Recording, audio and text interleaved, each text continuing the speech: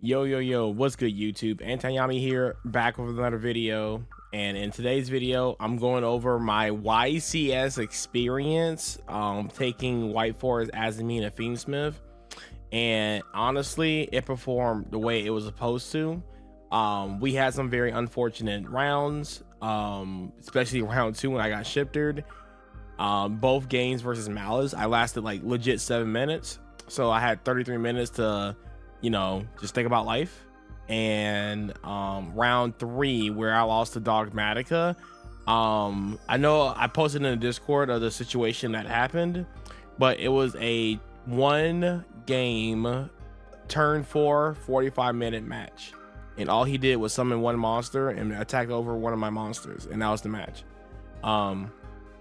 Again, I should have called head judge over that situation, but it is what it is. It probably cost me my top, but I was basically very close to topping, or at least getting to day 2 to top.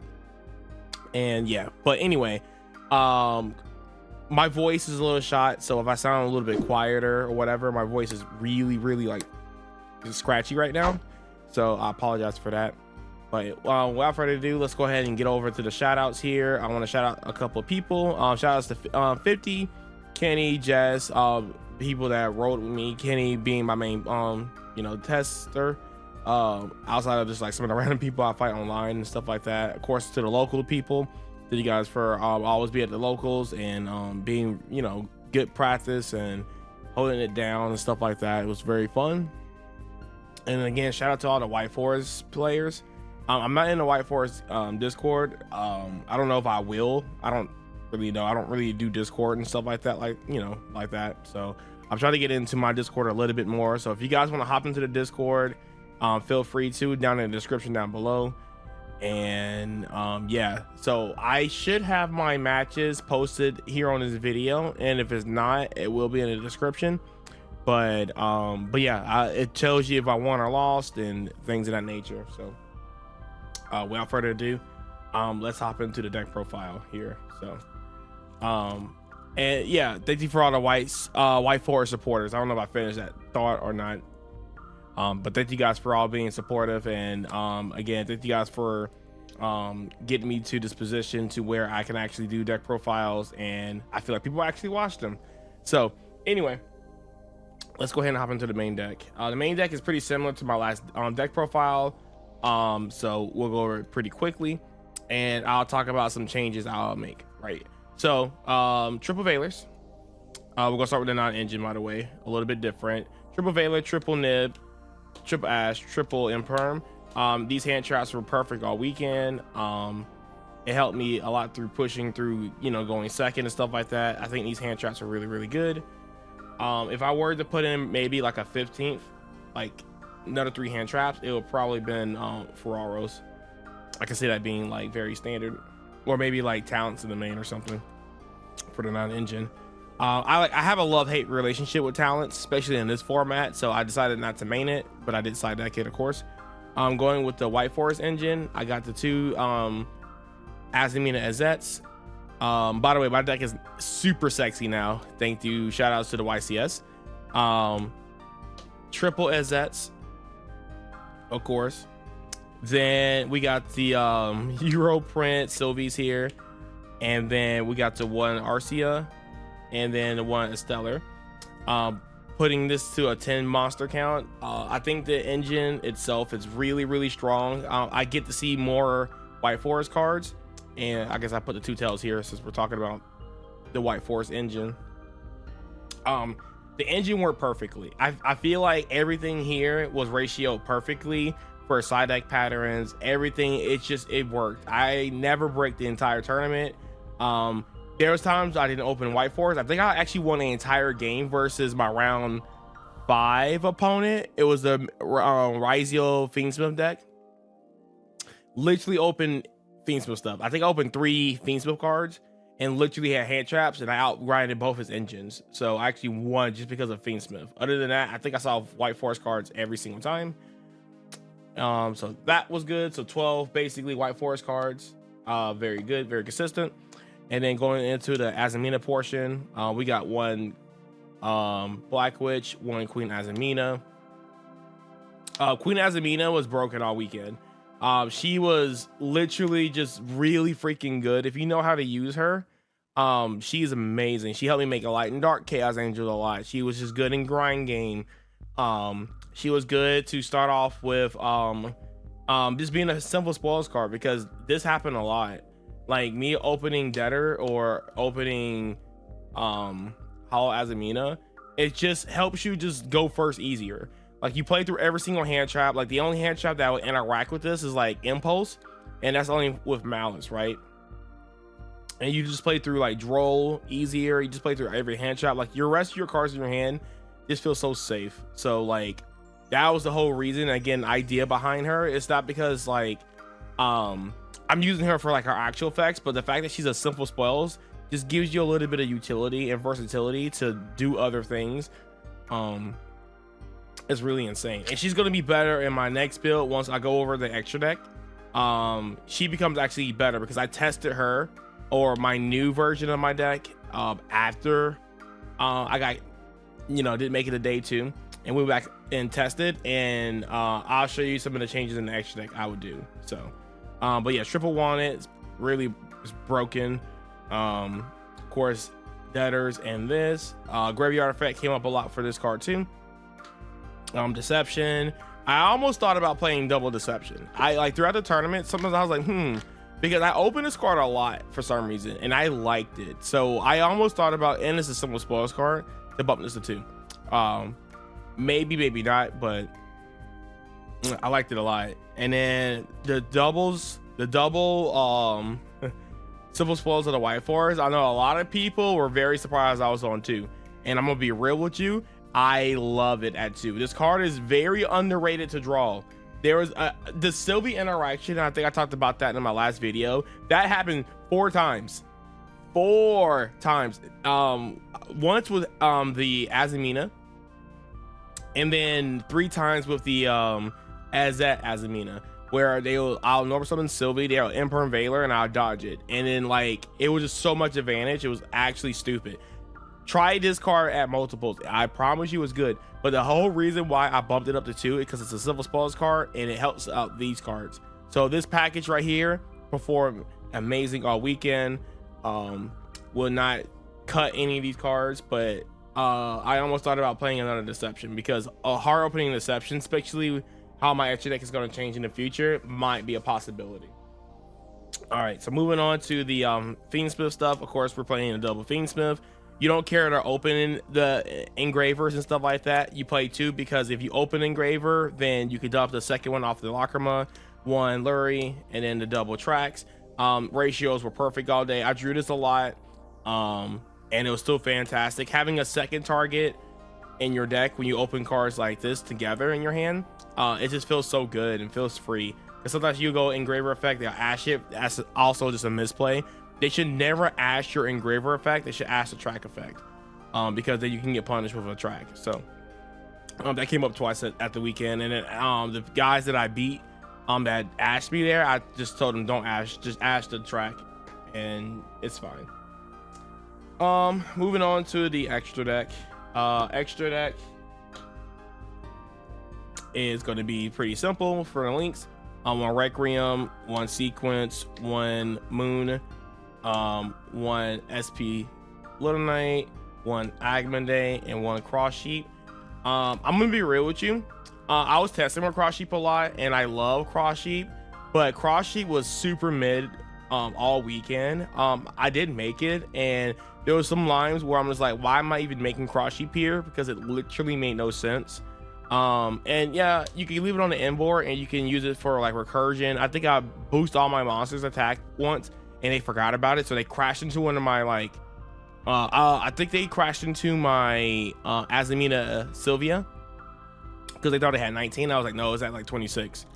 So yeah, that came up like once, which is kind of funny. But I actually will cut Cross Sheep in the near future, and I'll tell you what I'm switching off to. And I'm sure a lot of you guys are going to be very excited of what cards I'm going to put in my extra deck.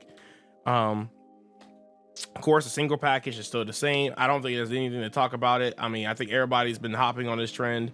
especially the Queen Azamina trend. I feel like I'm seeing a lot more people play that because of me, and that's like very, very exciting. So yeah, that's very, very cool.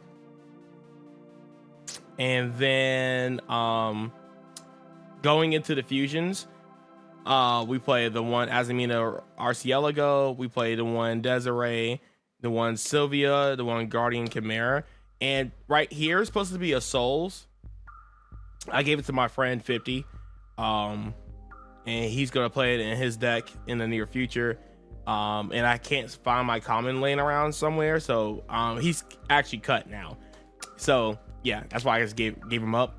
But he was there, and he actually came in clutch in a lot of scenarios and grind games and stuff. So he was a good card. But I guess I go ahead and reveal the 2 other fusion cards I'm playing.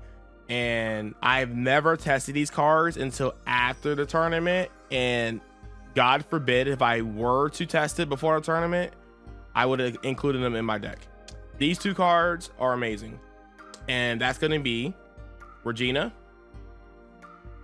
and Saint Azamina.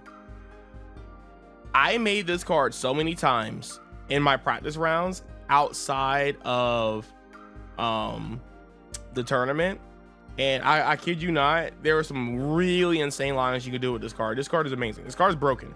This card is actually broken, and I make it easier in my deck because of all the simple spoils cards I play. It's just like, it's so free in my deck. It's just literally free. Like the way I built my deck was to like tutor those cards and have as many simple spoil cards as possible. And look how many you play in your deck. Oh, well, these are your fusioners, how you started off. Like, look at this. I mean, there's ways where you could cheat it out like that. Well, it's not really a cheat out, but there's been times where I'll have the the Arcielago and the level 6 Arcia synchro, and then you can search this and you can actually poly these 2 and make the card. The card is really insane.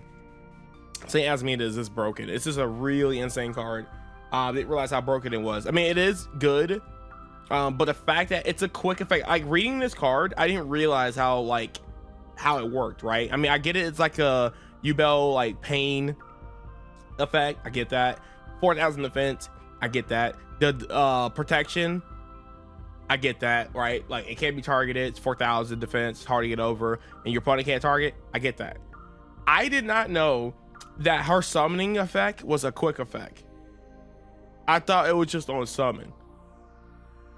That's insane. That is really insane. I'm not gonna get into the details, but this card is crazy.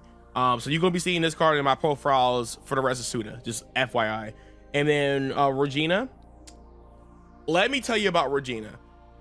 I honestly don't know why I didn't test her. I honestly just don't understand. I can make her so easy in a lot of combos, and the fact that reading the card for the first time, like really reading the card for the first time at the tournament before I picked her up as a QCR, is that I didn't know that like her bringing out illusion monsters from the graveyard was a initiate effect. I thought it was on fusion summon. If this card survives, you can still keep reviving your monsters. So there's a line where you can go into this, activate the effect to summon this, and then you could use, or if you have extra bodies on board, you could actually take these 2 bodies off with the extra bodies, whatever. And like say for example, if you have like Queen Azamina here, right? If you made the thing with Queen Azamina, then you could take these 2 and then turn that into a moon, and then use her effect to bring back this. Like, I didn't realize you can do something like that. Like, that's insane. Not only that, but one thing I did in practice, which is like really fun, because if you read Regina's effect, she takes illusion plus a level 6 or higher fiend monster. I'm gonna show this off with Engraver, but I did a line where I made a Desiree and then summon this, and then use her plus Desiree to like go into this and just bulwark nuke. It almost felt like I made like a giant Zeus on how I did it, but I went engraver, did a combo, summoned this later on the turn, and then brought back the engraver. And then I did fusion. Use her effect to go into this, and then I use her effect to bring back out the Azamina as that. And then you can actually go into a Chaos Angel like this. You go into Chaos Angel, light and dark, and then if you didn't use her effect to synchro, now you did. So now you get her effect to search for a Sinful Spoils card, which is usually gonna be Deception, and it's sick. It's so good.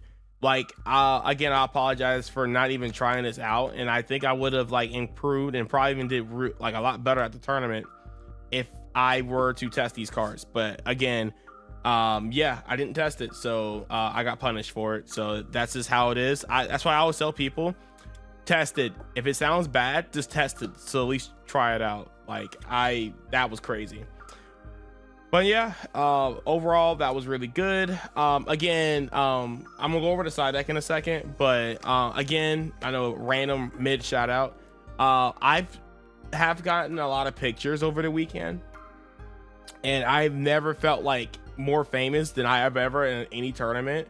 It was amazing. Like, so many people came up to me because they are subscribed to my YouTube channel, and shout out to all you guys that came out and spoke and stuff like that, and it's been really cool.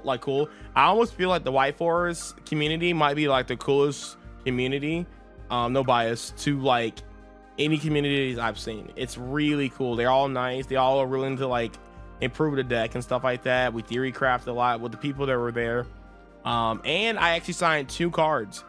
Like I'm a cool guy, I guess, but like I'm not like a big YouTuber. I'm not anybody like special. So again, shout out to you guys for making me feel that way, because I wasn't prepared for that at all. I thought like maybe one person would be like, hey, you did a YouTube channel, and that's it. But it was like maybe like 10 people that came up, and that's just like something I just never expected. I should have given away some free cards or something. I felt so honored. But anyway, moving to the side deck, nothing changed here. It's the same side deck as I always did.